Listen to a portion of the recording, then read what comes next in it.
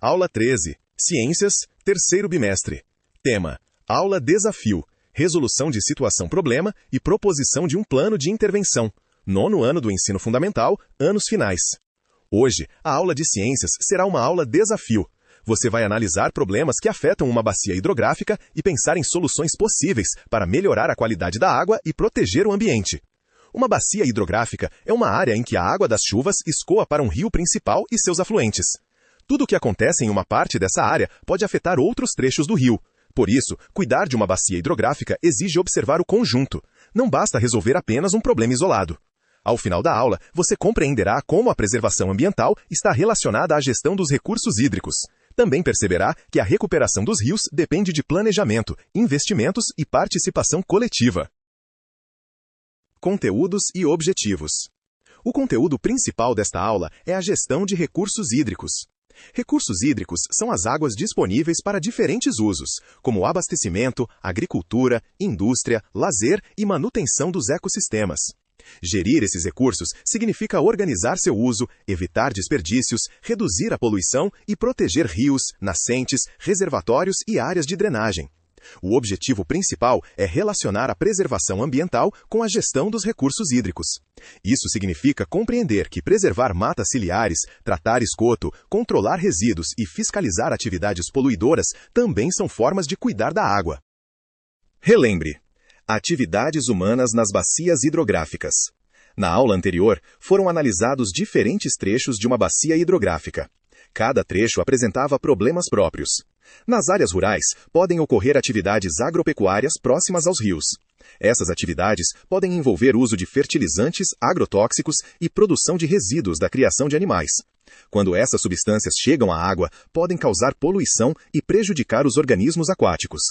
Nas áreas industriais, podem ocorrer lançamentos de efluentes, óleos e substâncias químicas. Esses materiais podem provocar intoxicação da água e mortandade de peixes.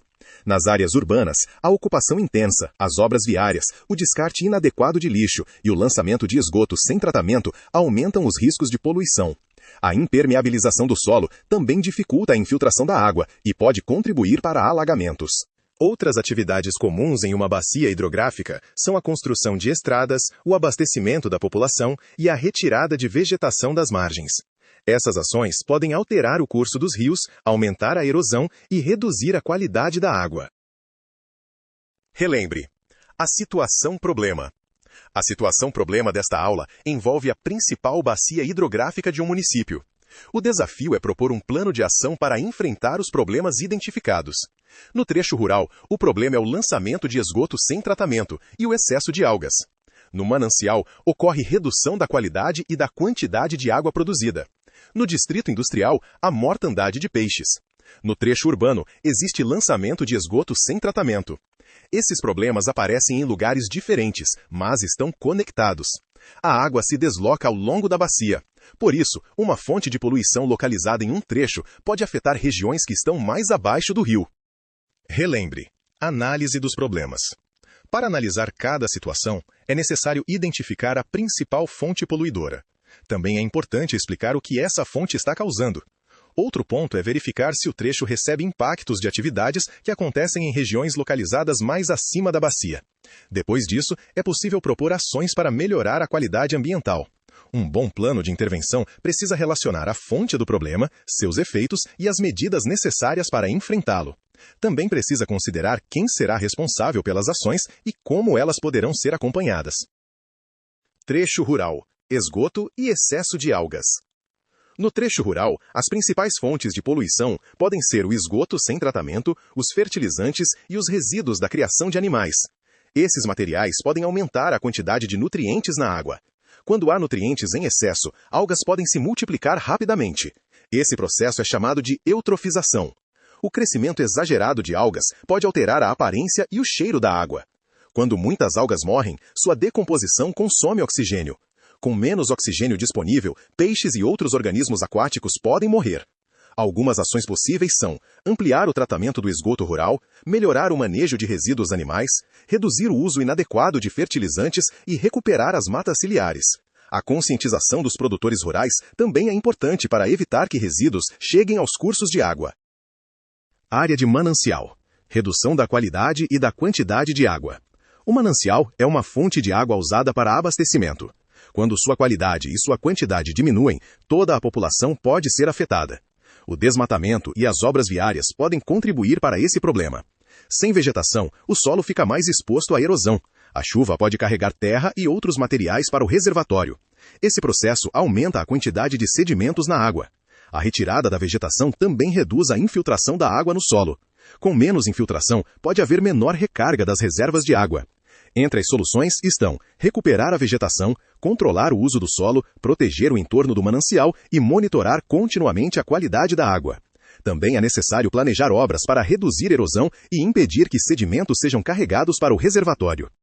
Distrito Industrial. Mortandade de peixes. A mortandade de peixes no distrito industrial pode estar relacionada ao lançamento de efluentes.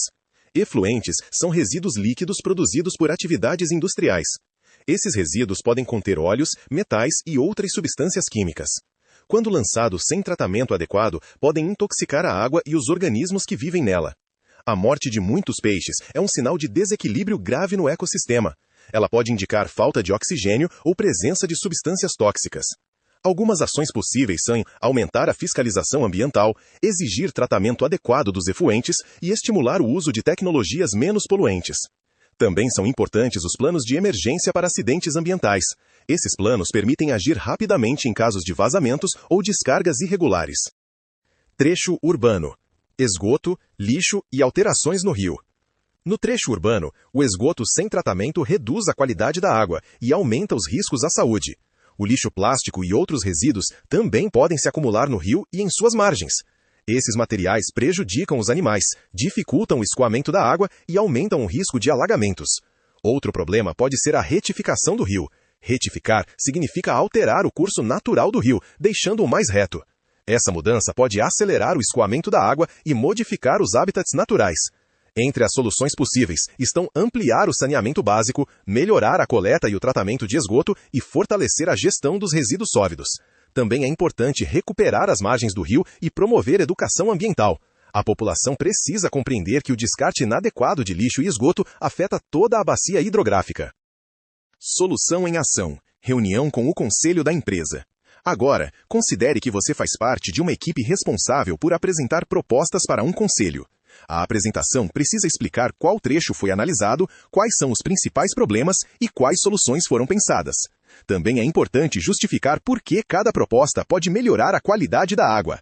Enquanto outras propostas são apresentadas, você pode comparar as soluções. Observe quais medidas são parecidas e quais atendem a problemas específicos.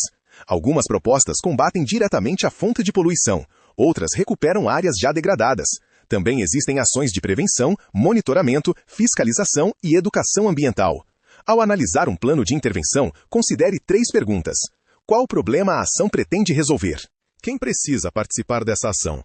Quais resultados podem aparecer a curto, médio ou longo prazo?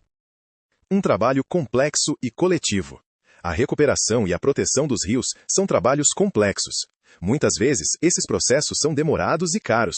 Por isso, diferentes setores da sociedade precisam participar. O poder público deve criar políticas, realizar obras, fiscalizar e garantir serviços de saneamento. As atividades rurais precisam adotar práticas que reduzam a contaminação e a erosão. As indústrias devem tratar seus efluentes e evitar o lançamento de substâncias poluentes.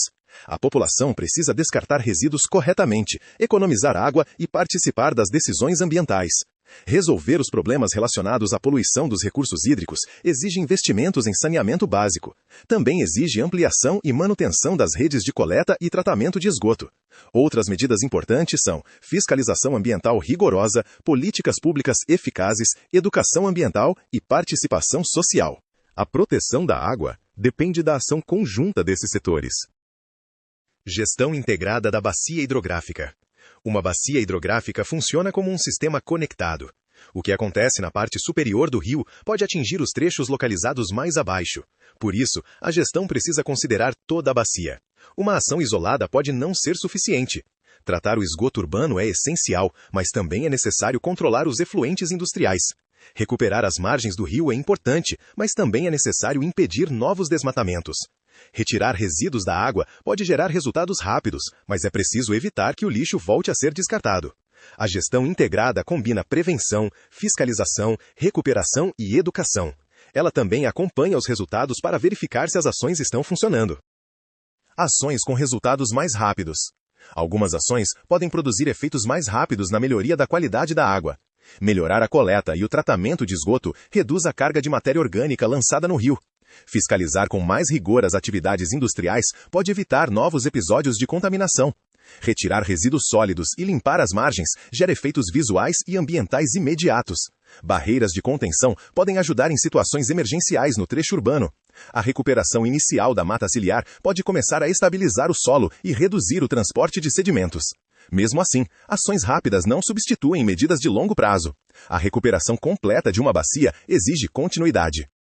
Análise da gravidade dos problemas. Todos os problemas estudados prejudicam a qualidade da água. O lançamento de esgoto sem tratamento é muito grave porque aumenta os riscos sanitários e reduz rapidamente a qualidade da água. O despejo industrial irregular também é grave porque pode introduzir substâncias tóxicas no ecossistema. A mortandade de peixes indica que o ambiente aquático já sofreu um forte desequilíbrio. A eutrofização no trecho rural reduz o oxigênio disponível e pode prejudicar diferentes formas de vida. A redução da quantidade e da qualidade da água no manancial compromete o abastecimento. Por isso, não existe apenas um problema importante. É necessário avaliar a extensão, a duração e os riscos de cada impacto. Encerramento com suas palavras. Nesta aula, você analisou problemas relacionados à gestão de recursos hídricos. Também relacionou esses problemas com atividades rurais, industriais e urbanas. No trecho rural, o esgoto, os fertilizantes e os resíduos animais podem provocar eutrofização. No manancial, o desmatamento e as obras podem reduzir a qualidade e a quantidade de água. No distrito industrial, efluentes e substâncias químicas podem causar mortandade de peixes. No trecho urbano, o esgoto, o lixo e as alterações no curso do rio aumentam a poluição e os riscos de alagamento. A preservação ambiental está diretamente ligada à gestão da água. Proteger matas ciliares, tratar esgoto, fiscalizar indústrias e controlar resíduos são ações que preservam os recursos hídricos. A solução desses problemas depende do poder público, das atividades econômicas e da população. Agora, revise as ideias principais. O que é gestão de recursos hídricos? Como as atividades rurais podem afetar os rios? Por que a mortandade de peixes pode indicar contaminação? Como a vegetação protege os mananciais? Por que o tratamento de esgoto é tão importante? Por que a recuperação de uma bacia hidrográfica exige ação coletiva? Assim, finalizamos nossa aula. Até a próxima!